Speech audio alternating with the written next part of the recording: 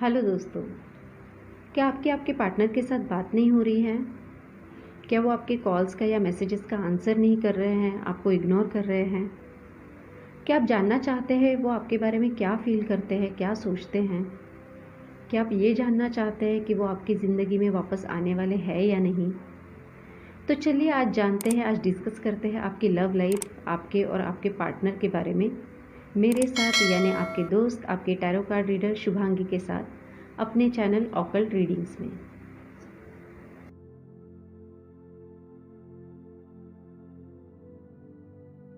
दोस्तों आज हम करने जा रहे हैं पिक कार्ड रीडिंग। मैंने टोटल 4 सेट्स आपके सामने बना के रखे हैं। Set number 1, set number 2, set number 3, set number 4। Set number 1 पे मैंने रखा है टाइगर आई ब्रेसलेट। सेट नंबर 2 पे मैंने रखा है रोज क्वार्ट्ज ब्रेसलेट।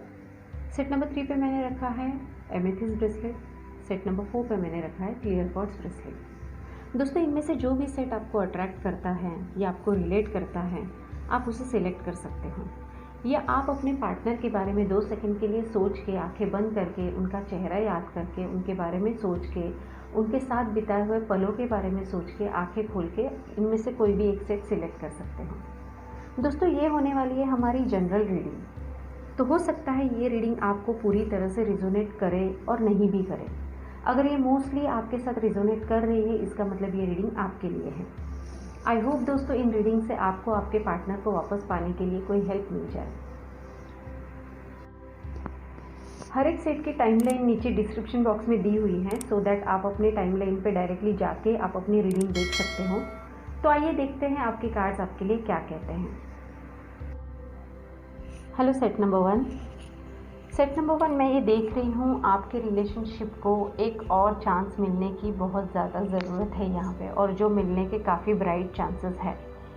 शायद ये जो हाथ है ये आप ही को बढ़ाना पड़ेगा आगे, आप ही को चल के बात करनी पड़ेगी आपके पार्टनर के साथ। पार्टनर की आपकी कुछ एक्सपेक्टेशंस है जो यहाँ पे मुझे ऐसा लग रहा है पूरी नहीं हो रही हैं। शायद वो आपके साथ सीरियस रिलेशनशिप में जाना चाहते हैं, आपके साथ आगे लाइफ देखते हैं, आपके साथ आगे उनके बहुत सारे सपने हैं जिनको वो पूरा करना चाहते हैं। बट यहाँ पे थोड़ा सा ना ईगो इशू मुझे दिख रहा है, लाइक सामने वाले की बात नहीं मानना या अपने पार्टनर की नहीं सुनना, जो हमें सही लगता है वही करना। देखो कभी कभी ये चीज़ें भी सही होती है, मैं ना नहीं बोल रही हूँ, लेकिन कभी कभी एक दूसरे के फीलिंग्स का ख्याल रखना भी ज़रूरी होता है। तो यहाँ पे बहुत ज़रूरी है कि आपको आपके पार्टनर की फीलिंग का ख्याल रखना है, और साथ में आपके पार्टनर को भी आपके फीलिंग का ख्याल रखना है। ये सिर्फ वन साइडेड ही नहीं मैं बोल रही हूँ, दोनों को एक दूसरे के फीलिंग्स का ख्याल रखने की बहुत ज़्यादा ज़रूरत है। यहाँ पे सबसे ज़्यादा मुझे प्रोमिनेंट चीज़ लग रही है कम्युनिकेशन गैप। आपके बीच में एक कम्युनिकेशन गैप अभी से नहीं, शायद पहले से ही होता आ रहा होगा। लाइक कुछ अगर बोला है तो सुना नहीं, अपना ही करना, या फिर शायद इंटरप्रेट नहीं होना कि सामने वाला एक्चुअली क्या चाहता है। मैं आपको अगर बोलूँ, आप अगर अपने रिलेशनशिप को अगर आपको ठीक करना है ना, तो सबसे पहले आप एक छोटे वेकेशन के लिए चले जाओ, या फिर उनके साथ आप टाइम स्पेंड करो थोड़ा। जब आप टाइम स्पेंड करोगे और एक दूसरे के साथ बात करोगे, तो आपको पता चल जाएगा कि आपके पार्टनर आपसे एक्चुअली क्या चाहते हैं। कभी कभी हमें अपने पार्टनर की बात सुनना भी ज़रूरी होता है, समझना ज़रूरी होता है। कभी हम सही होते हैं, कभी वो सही होते हैं। तो यहाँ पे मुझे ऐसा लग रहा है कि अगर आप दोनों एक दूसरे की बातें सुनोगे, समझोगे, तो हल अपने आप निकलेगा। प्रॉब्लम इतनी बड़ी है ही नहीं एक्चुअली, जितना आप बना रहे हो या शायद आपको दिख रही है। यहाँ पे एक हाथ आगे बढ़ाने की ज़रूरत है और दूसरा हाथ मिला लेगा और आपका रिलेशनशिप अच्छा हो जाएगा। डिवाइन ब्लेसिंग्स है आपके रिलेशनशिप को। आपका रिलेशनशिप आगे चल के बहुत अच्छे से ग्रो करने वाला है। आप दोनों अच्छे से रिलेशनशिप में आगे बढ़ने वाले हो, आप अपने काम में भी आगे बढ़ने वाले हो। लेकिन ये है कि अभी के लिए अगर मैं आपको गाइडेंस दूँ, तो आप एक दूसरे के साथ टाइम स्पेंड करो, और सबसे मेन कम्युनिकेट करो। और कम्युनिकेशन भी आपको विथ फीलिंग्स और क्लियर कम्युनिकेशन रखनी है, क्रिस्टल क्लियर। आपके पार्टनर आपसे क्या चाहते हैं, आप अपने पार्टनर से क्या चाहते हो। तो ये सारी बातें अगर आप क्लियर करते हो और आप बात करते हो, बोलते हो एक दूसरे के साथ, तो आपके लिए ज़्यादा ये बेटर रहेगा और आपका रिलेशनशिप एक हेल्दी रिलेशनशिप बन के ये ग्रो करने लगेगा। शायद हो सकता है मैं यहाँ पे बोलूँ थोड़ी सी पहल आपको करनी पड़ेगी सेट नंबर 1। तो अगर आप चाहते हो थोड़ा सा ईगो को साइड में रख के, देखो जहाँ पे ना रिलेशनशिप या इमोशंस आते हैं ना, वहाँ पे हमें थोड़ी सी ईगो साइड में रखना है। सेल्फ रिस्पेक्ट मैं नहीं कहूँगी, लेकिन ईगो साइड में रखना है और एक दूसरे के साथ बात करो, एक दूसरे के साथ अच्छे से अपने इमोशन शेयर करो और आगे बढ़ो। Thank you. Hello set number 2। Set number 2, मुझे ऐसा लग रहा है कि रिलेशनशिप में आपने अपना अब तक 100% या मोर देन 100% दिया होगा। शायद आपने अपने पार्टनर के अलावा और किसी चीज़ को ज़्यादा प्रेफरेंस भी नहीं दिया होगा, उनसे इतना प्यार भी किया होगा। बट करंटली अगर मैं सिचुएशन देखूँ तो आपके पार्टनर शायद अभी मुझे ऐसा लग रहा है कि आपके बारे में इतना ज़्यादा नहीं सोच रहे होंगे जितना आप सोच रहे हो। रादर मैं आपको बोलूँ, अगर आपकी रिलेशनशिप भी रही होगी ना, तो वो लाइक एक डोमिनेटिंग फेज पे रही होगी। लाइक उन्होंने आपको छोटी छोटी चीज़ों पे डोमिनेट किया होगा, कंट्रोल में रखने की कोशिश की होगी। तो यहाँ पे मुझे आपकी तरफ से तो पूरा इन्वॉल्वमेंट लग रहा है, लेकिन शायद आपके पार्टनर की तरफ से मुझे इन्वॉल्वमेंट कम लग रहा है। उनका ज़्यादा आपको कंट्रोल करने में ही थोड़ा इंटरेस्ट मुझे ज़्यादा लग रहा है। और शायद अभी की मैं बात करूँ तो मुझे थोड़े चांसेस कम भी लग रहे हैं उनके कि शायद वो वापस आएंगे करके, बिकॉज शायद उनका इंटरेस्ट कहीं और लगा होगा, या फिर आपसे वो दूर थोड़े से जा चुके होंगे, या शायद आपके बारे में उतना नहीं सोच रहे होंगे। क्योंकि मुझे ऐसा लगता है आपकी जो रिलेशनशिप भी रही थी ना, वो इतनी हैप्पी रिलेशनशिप नहीं रही होगी। लाइक उन्होंने आपको, जैसे मैंने कहा, कंट्रोल करने की कोशिश की आपको। लाइक आपने हमेशा अपने रिलेशनशिप को दिया, लेकिन उन्होंने आपके साथ थोड़ा लाइक आपको एक बंधन में रखने के लिए ट्राई किया। जैसे कहाँ गए, किसको मिले, इनसे ही क्यों बात किया, ऐसे ही क्यों किया, वही कपड़े क्यों पहने, ये थोड़ा सा इस तरह से मुझे रिलेशनशिप आपका लग रहा है। तो यहाँ पे एक मैं बोलूँ प्रेम भावना कम दिख के मुझे एक सामने वाले को कंट्रोल करना या अपनी बातों में रखना या डोमिनेट करने वाली चीज़ें मुझे यहाँ पे दिख रही हैं।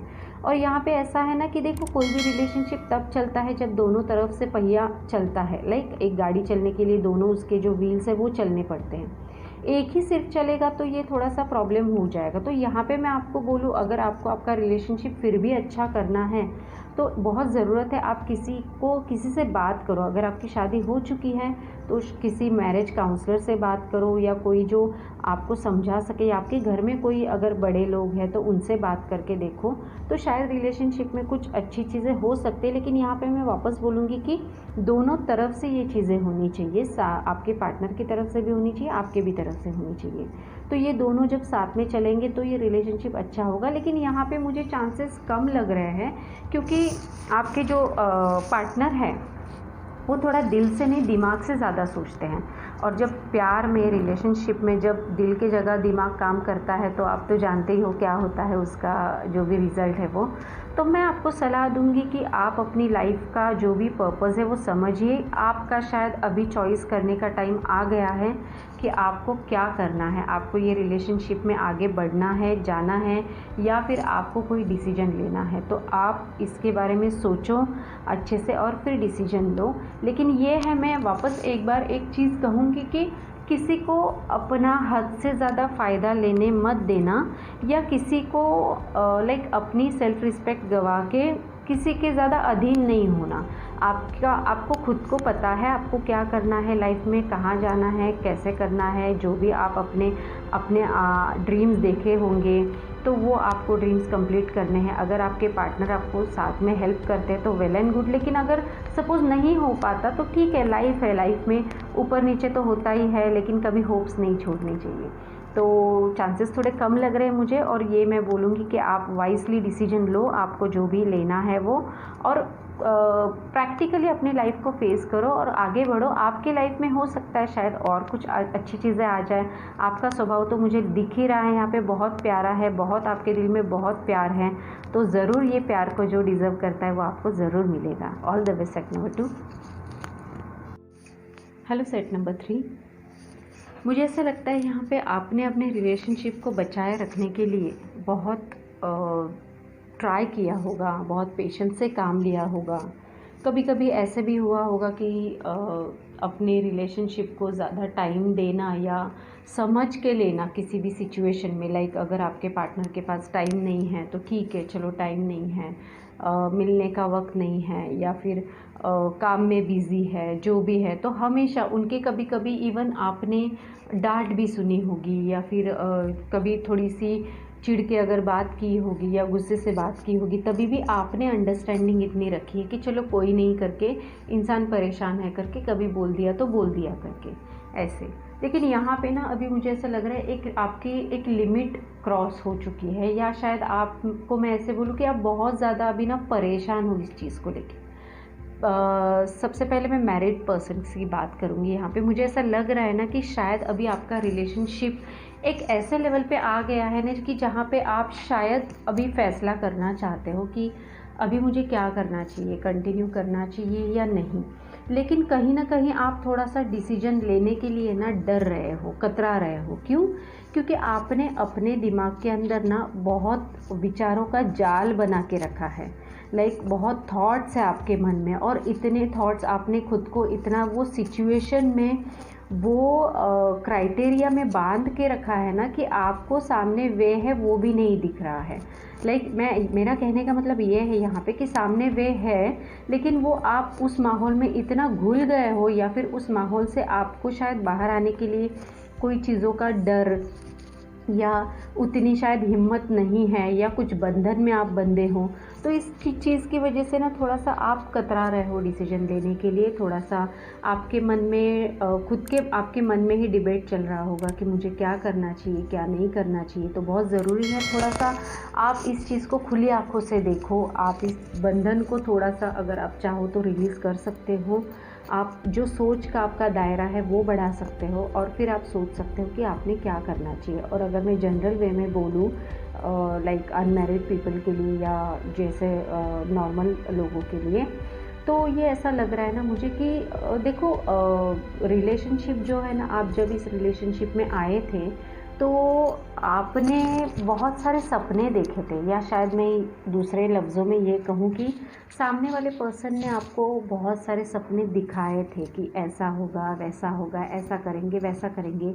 कहीं ना कहीं वो सारे सपने तो पूरे नहीं हुए, लेकिन अंदर कुछ और ही निकला। लाइक जैसे बोला था तो वैसे नहीं, लेकिन कुछ और ही पर्सन निकला या निकले, जो भी होगा, निकली, जो भी होगा।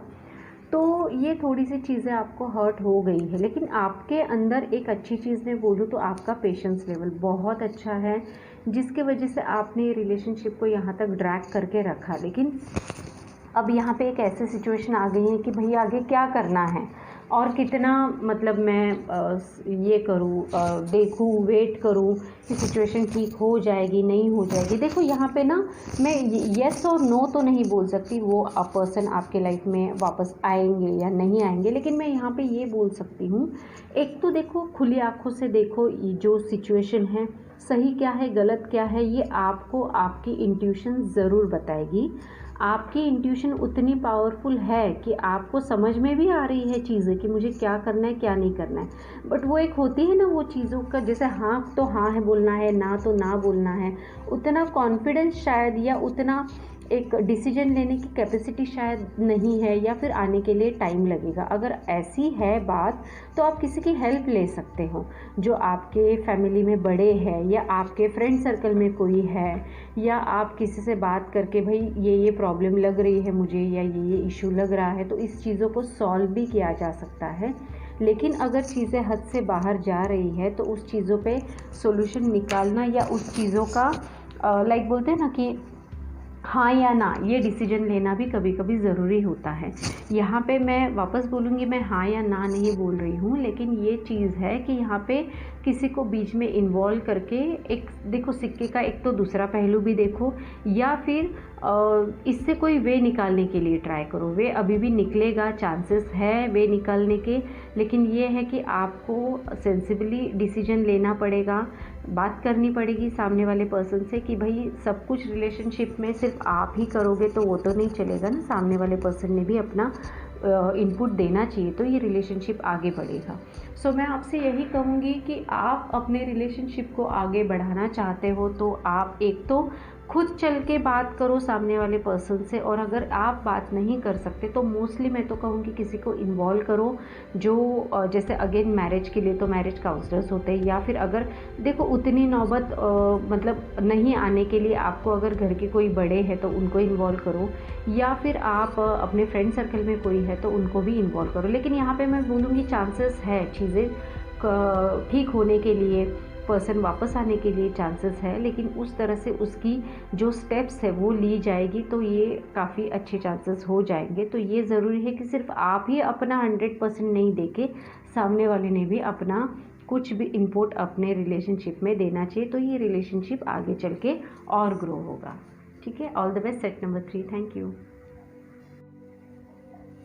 हेलो सेट नंबर 4, यहाँ पे मुझे ऐसा लग रहा है कि आपका रिलेशनशिप कुछ अच्छे लेवल पे चल रहा होगा, बट अचानक से कुछ हुआ आपके रिलेशनशिप में, कुछ अनएक्सपेक्टेडली कुछ हुआ होगा, झगड़ा हो सकता है या कुछ इवेंट हो सकता है या कुछ भी हो सकता है जिससे आपका रिलेशनशिप ब्रेक हो गया है।